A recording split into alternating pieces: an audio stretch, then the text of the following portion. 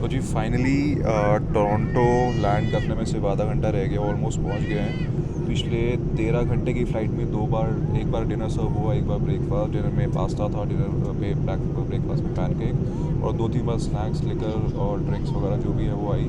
अब आधा घंटा दूर रह गया, लेकिन एक चीज़ है, एयर कनाडा में मास्क को लेके बहुत ज़्यादा स्ट्रिक्ट है।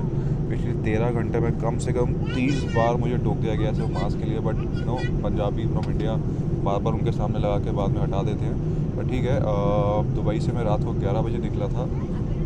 मैप में दिखाने की कोशिश करता हूँ मैं आपको, ये रहा। तो रात को दुबई से निकले थे 11 बजे।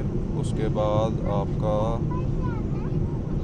यूरोप के ऊपर से, जिसमें आपका लंदन, पेरिस, ज़्यूरिख होते होते फाइनली अब प्लेन हमारा ये रहा मॉन्ट्रियल के ऊपर से, रादर साइड से।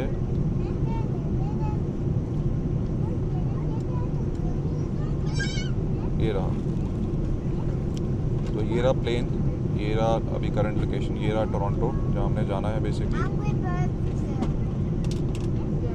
तो इस ट्रिप के दौरान मुझे कई यूनिवर्सिटीज़, कई कॉलेजेस में कॉन्ट्रैक्ट साइन कवर करने के लिए जाना है, जिसमें आपका मेजर डेस्टिनेशन टोरंटो रहने वाला है। इसके अलावा आपका मॉन्ट्रियल एंड क्यूबेक भी मुझे शायद जाना पड़े, Ottawa including. And majorly Toronto, Montreal, Quebec, Ottawa का डेस्टिनेशन रहेगा। आधे घंटे में ऑलमोस्ट 23 मिनट में फ़्लाइट लैंड कर जाएगी। लैंड करके आपको इमिग्रेशन बताता हूँ। बाकी लैंड करके आपको इमिग्रेशन बताता हूँ कि कनाडा का कितना स्मूथ रहा, कितना उसमें क्वेश्चनिंग की गई और क्या पूछा गया, और कैसे आप जो इमिग्रेशन है इजीली क्लियर कनाडा का कर सकते हो। पर्टिकुलर कुछ चीज़ें उनको अपफ्रंट बता के, तो पूरा मैं कनाडा एयरपोर्ट पे लैंड करने के बाद बताता हूँ आपको।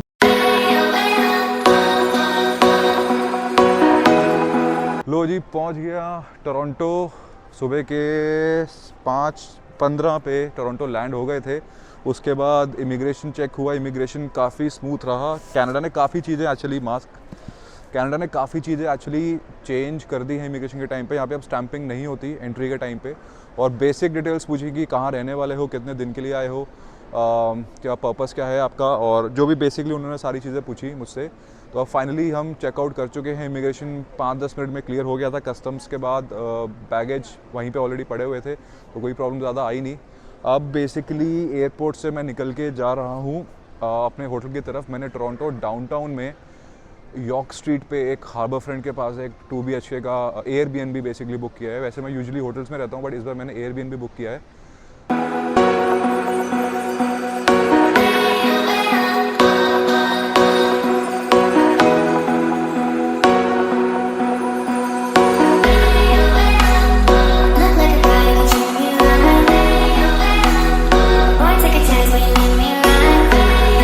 बाकी यार, मैं एक चीज़ और यहाँ पे बताना चाह रहा था। जब इमिग्रेशन करते टाइम कुछ जो काउंसलेट्स होते हैं इमिग्रेशन करने वाले, वो बहुत पोलाइट, बहुत इजी टू अंडरस्टैंड होते हैं। बाकी कुछ ऐसे भी थे यहाँ पे, मेरे साथ में एक मोहतरमा थी, उनको इंग्लिश थोड़ी कम आती थी, शायद वो किसी और गल्फ़ कंट्री से थी, I am not sure. Dubai से उन्होंने भी फ़्लाइट ली थी, तो उनसे काफ़ी अब्रप्ट तरीके से बात कर रहे थे, because she was not able to answer few questions. तो इस केस में अगर आप यहाँ पे प्लान कर रहे हैं किसी भी वीज़ा पे आने का, तो एक बार थोड़ा सा ट्राई कर लीजिए कंफर्म करने का कि क्या क्या इमिग्रेशन में क्वेश्चन पूछेंगे। पहले तो आपका नाम, कहाँ से आए हो, अराइव कैन ऐप आपने डाउनलोड की या नहीं की, उसमें आपकी सारी डिटेल्स होनी चाहिए। कितने दिन के लिए हो, कहाँ रहने वाले हो, address in Canada, basic details. और अगर आप घूमने जा रहे हो तो कहाँ कहाँ घूमने जा रहे हो, आप वर्क परमिट पे हो तो कहाँ काम कर रहे हो, आपका एम्प्लॉयर कौन है, आप PR पे हो तो ज़्यादा क्वेश्चन नहीं पूछते। मेरे से उन्होंने ज़्यादा क्वेश्चन नहीं पूछे, सिर्फ नाम, कितने टाइम के बाद आए हो, जो भी बेसिकली लास्ट टाइम कब आए थे, क्योंकि लास्ट टाइम मैं यहाँ पे 2018 में इंडिया आ गया था वापस। At that time I was on work permit, तो मैं इंडिया 2018 में वापस आ गया था। अब 4 साल, ऑलमोस्ट 4 साल 6 महीने बाद, 4.5 साल बाद वापस आया हूँ 2022 जून में। तो ज़्यादा क्वेश्चनिंग नहीं थी, बेसिक डिटेल्स पूछा गया, उसके बाद उन्होंने अलाउ कर दिया।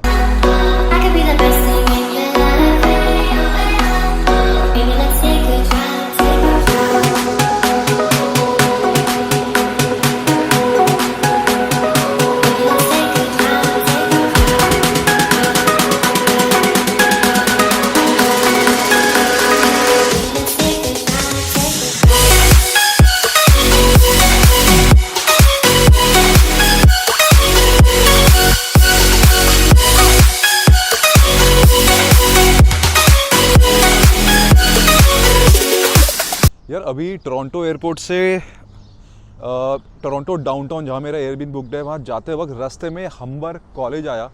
अब हम्बर कॉलेज के सामने एक गुरुद्वारा है रेक्सडेल का, मेरे पीछे आपको दिख रहा होगा थोड़ा बहुत। तो इसके लिए दो इंपॉर्टेंट चीज़ें हैं मेरे लिए। पहली चीज़ तो ये गुरुद्वारा है, गुरु का घर, तो बहुत इंपॉर्टेंट है। दूसरी चीज़, जब मैं स्टार्टिंग में नया नया कनाडा कुछ साल पहले आया था, शुरू के 3 से 4 महीने में इस कॉलेज हम्बर कॉलेज के पास रहता था और यही गुरुद्वारा यहाँ पे था। मैं यहाँ पे काफ़ी बार लंगर करने आता था, तो मैंने अपनी ऊबर गाड़ी यहीं पे रुकवाई 15-20 मिनट के लिए, जस्ट एक बार आते ही यहाँ पे एक बार जाने के लिए। आपको बाहर से दिखा देता हूँ, ये वो गुरुद्वारा है हम्बर कॉलेज के बिल्कुल सामने, मैकडॉनल्ड्स के बिल्कुल सामने है यहाँ पे। तो जो भी इंटरनेशनल स्टूडेंट, जो भी इंटरनेशनल वर्कर किसी भी कंट्री से यहाँ पे आ रहा है, आ सकता है। लंगर यहाँ पे आई गेस 9 से 9 या 8 से 8, सुबह 8 बजे से लेकर रात को 10 बजे तक चलता है। मैंने बहुत स्टार्टिंग में कुछ साल पहले यहाँ पे किया था। जाते वक्त रास्ते में पड़ा, मैंने स्पेशली ऊबर रुकवाई अपने दोस्त को बोल के कि यहाँ पे होते हुए हम टोरंटो डाउनटाउन जाते हैं। मत्था मैंने टेक लिया। अब यहाँ से वापस मैं टोरंटो डाउनटाउन जा रहा हूँ, लेक शोर की तरफ, जहाँ पे मेरा एयरबीएनबी बुकड है। उसके बाद वहाँ का प्लान देखते हैं क्या है, क्योंकि चेक इन टाइम 4 बजे है, अभी सुबह के 10 बज चुके हैं। तो अब बस यहाँ से निकल के चेक इन 4 बजे करना है। बीच में कुछ घंटे जो फ्री हैं ट्राई करेंगे कुछ एक्स्ट्रा पैसे दे के जो ओनर है वहाँ पे अर्ली चेक इन के लिए, कि 11-12 बजे तक अगर चेक इन दे दे, अगर कोई गेस्ट ना हुआ कल के लिए, तो ज़्यादा बढ़िया होगा।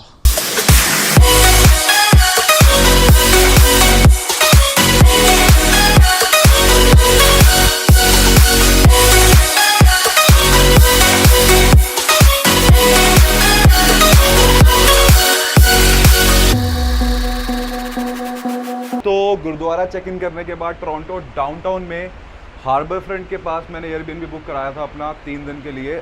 तो मैं वहाँ पे पहुँच गया था कल। एक्चुअली कल मैं शूट नहीं कर पाया, तो कल मैं टेक्निकली पूरा दिन टोरंटो डाउनटाउन में था। 14 York Street basically Harbourfront Lake Shore के पास है। 38th फ्लोर 3810 मेरा हाउस नंबर बेसिकली जो मैंने 3 दिन के लिए बुक कराया वो है, और 38th फ्लोर पे है। पीछे से व्यू दिखाने का थोड़ा ट्राई करता हूँ, बट पूरा धुंध है। यार एक बात सही में नहीं आई, ये जून मिड का महीना चल रहा है अभी टोरंटो में, और इस टाइम पे भी पूरी आप देखो पूरी धुंध है, जैसे विंटर सीजन में प्रॉपर इंडिया में होता है। इस वक्त वेदर आई गेस 12-13 डिग्री है। ये मैं 38th फ्लोर के ऊपर हूँ, थोड़ा दिखाता हूँ नीचे अगर दिखे, बट दिखेगा नहीं आई गेस। ये सन लाइफ इंश्योरेंस की बिल्डिंग है, बिल्कुल एयरबीएनबी के सामने हाई राइज कॉन्डो है। और इसके बिल्कुल बैक साइड पे इस बिल्डिंग के बिल्कुल बैक साइड पे सीएन टावर है। उसके बिल्कुल लेफ्ट साइड पे रिप्लेस एक्वेरियम, जो बेसिकली यहाँ पे डाउनटाउन में घूमने की जगह है। रिप्लेस एक्वेरियम हो गया, सीएन टावर हो गया, या स्कॉशिया बैंक अरेना हो गया। अभी थोड़ा सा धुंध है, शाम को ट्राई करता हूँ अगर थोड़ा मौसम क्लियर होता है। 5-6 बजे तक का वेदर ऐसा ही रहने वाला है, बारिश लगातार। बट मैं अभी किसी काम से दोस्तों से मिलने जा रहा हूँ यहाँ पे। शाम को अगर वेदर ठीक होता है तो मैं आपको यहाँ से व्यू दिखाता हूँ। व्यू काफ़ी अच्छा आता है। उस साइड पे इस साइड पे यहाँ पे स्ट्रीट व्यू है, और इस साइड पे सीएन टावर, और इस साइड पे लेक व्यू। तो थोड़ा सा व्यू अच्छा आता है, बट शाम को देखता हूँ अगर मिल पाए तो।